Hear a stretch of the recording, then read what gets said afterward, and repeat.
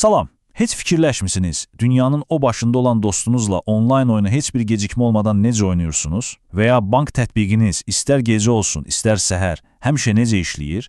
Bax, bütün bu sehrin arxasında paylanmış sistemlər adlı bir texnologiya dayanır. Bugün biz bu gözə görünməz, amma həyatımızın hər anında olan texnologiyanın pərdə arxasına baxacağıq. Görək, etibarsız hissələrdən necə olur ki, belə etibarlı bir sistem yaranır? Gəlin elə birbaşa problemin ürəyinə baş vuraq. Kompüter elmlərinin əfsanəsi Leslie Lamport bu cümlə ilə əslində bütün məsələni özətləyir.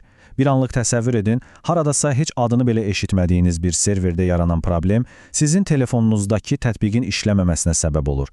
Bu, bir-birinə görünməz iplərlə bağlı, amma bir-birinin halından xəbərsiz komponentlərlə dolu bir dünyadır. Yaxşı, bəs niyə özümüzü bu cür mürəkkəb bir sistem qurmağa məcbur edirik? Hər şey bir seçimdən başlayır. Ya gedib getdikcə daha da güclənən, amma dəhşətli dərəcədə bahalı olan tək bir superkompüter alırsan, buna şaquli böyümə deyilir, ya da yüzlərlə, minlərlə adi kiçik kompüteri bir-birinə bağlayıb nəhəng bir beyin yaradırsan. Bu isə üfüqi böyümədir. Təxmin edin, bugün istifadə etdiyimiz demək olar ki, hər bir xidmət ikinci yolu seçir. Deməli, bu üfüqi genişlənmə bizə sanki sonsuz bir güc və imkan vəd edir. Amma bilirsiniz necədir? Hər böyük gücün bir də böyük məsuliyyəti, yəni təhlükəsi var. Gəlin indi bu vədin və təhlükənin nə olduğunu daha dərindən anlayaq.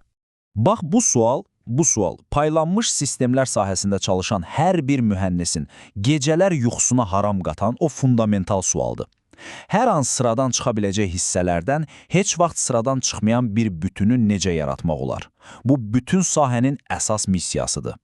Bu çətin suala cavab tapmaq üçün gərək ki, əvvəlcə kompüterlər haqqında bildiyimizi, zənn etdiyimiz hər şeyi unudaq.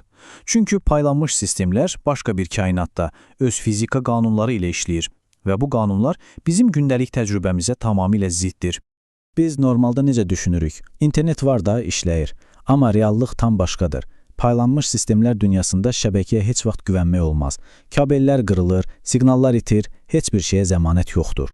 Bir də düşünürük ki, mesaj göndərən kimi o dəqiqə çatır. Amma ışıq sürətinin belə bir limiti var, elə deyilmi? Bir məlumatın okeanın o tayına gedib gəlməsi vaxt aparır.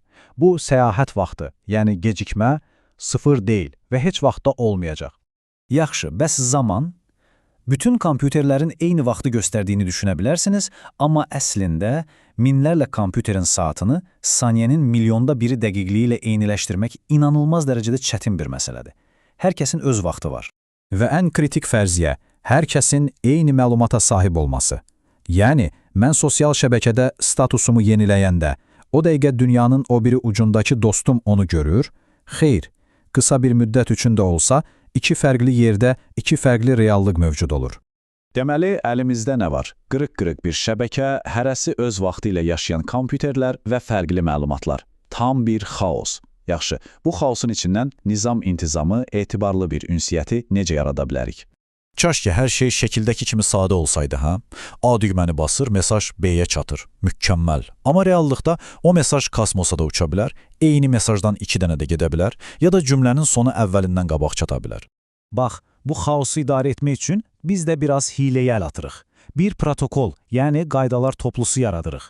Məsələn, hər mesaja bir nömrə veririk ki, hansının əvvəl, hansının sonra gəldiyini bilək. Qarşı tərəfdənsə, mesajı aldım deyə bir təsdiq gözləyirik. Əgər o təsdiq gəlməsə, israrla mesajı yenidən göndəririk. Eynilə vacib bir məktubu poçtla göndərəndə onun çatdığından əmin olmaq üçün bildiriş istəməyimiz kimi.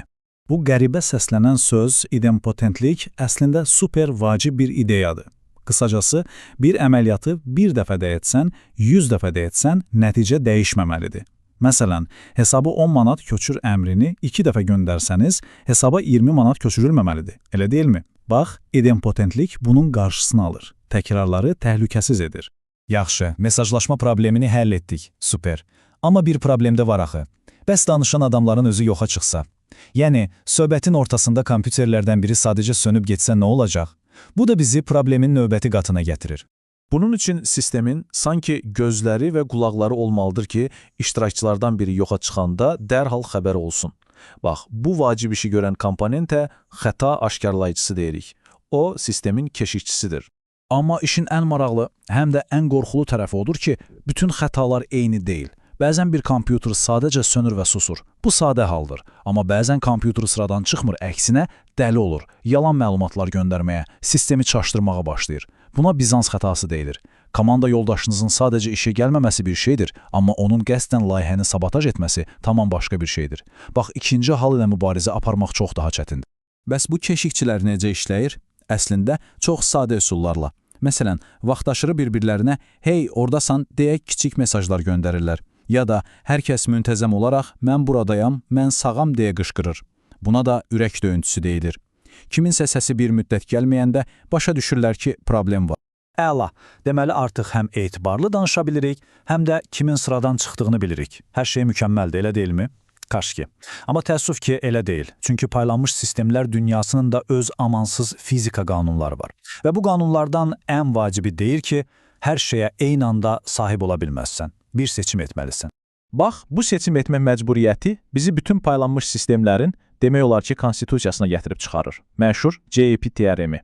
Bu teoremə görə ideal bir sistem 3 şey vəd etməlidir. Birincisi C, yəni ardıcıllıq, consistency. Bu o deməkdir ki, sistemdəki hər kəs eyni həqiqəti görür. Bank hesabınızda 100 manat varsa, hər yerdə 100 manat görünməlidir. İkincisi A, yəni mövcudluq, availability. Bu o deməkdir ki, sistem həmişə açıqdır, heç vaxt sorğunuza bağlıyam demir. Və üçüncüsü P, yəni bölünməyə dözümlülük, partition tolerance. Bu isə o deməkdir ki, sistemin hissələri arasında əlaqə qopsa belə sistem ölmür, işləməyə davam edir. Və budur o amansız qanun. Bu üç şeydən, yəni C, A və P-dən eyni anda sadəcə ikisinə sahib ola bilərsiniz. Və çünki şəbəkənin bölünməsi, yəni P, qaçılmazdır, deməli seçim həmişə ardıcıllıq C və mövcudluq A arasında olur. Ya həmişə düzgün cavab verəcəksən, amma bəzən sistem gözləyin, məlumatı dəqiqləşdirirəm deyib cavabı gecikdirə bilər, ya da həmişə bir cavab verəcəksən, amma bəzən o cavab bir neçə saniyə köhnəlmiş ola bilər. Həm həmişə düzgün, həm də həmişə dərhal cavab verən olmaq mümkün deyil. Yaxşı, bütün bu nəzəriyyənin bizim həyatımıza nə dəxli var? Əslində çox. Çünki bankınız, sosial şəbəkəniz, onlayn alış-veriş saytınız, hər biri bu çətin seçimi etmək məcburiyyətindədir. Və onların seçimi sizin təcrübənizi birbaşa formalaşdırır. Deməli, gəlin yekunlaşdıraq. Əsas nəyi öyrəndik? 1. Paylanmış sistemlər etibarsız təməllər üzərində qurulmuş etibar qalalarıdır. 2. Bu dünyada xəta bir qəza deyil, normal bir haldır. Hər şeyin hər an sıradan çıxa biləcəyini qəbul edərək sistemlər qurulur. Və 3. Ən vacibi, hər şey kompromisdən ibarətdir. Mükəmməl sistem yoxdur, sadəcə doğru yerdə, doğru zamanda edilmiş düzgün seçimlər var. Və bu da bizi son suala gətirir. Bu sual təkcə mühəndislər üçün deyil, bəlkə də hamımız üçündür. Etibarsız hissələrdən ibarət bir dünyada işləyən bir şey qurmaq üçün siz hansı kompromislərə getməyə hazırsınız?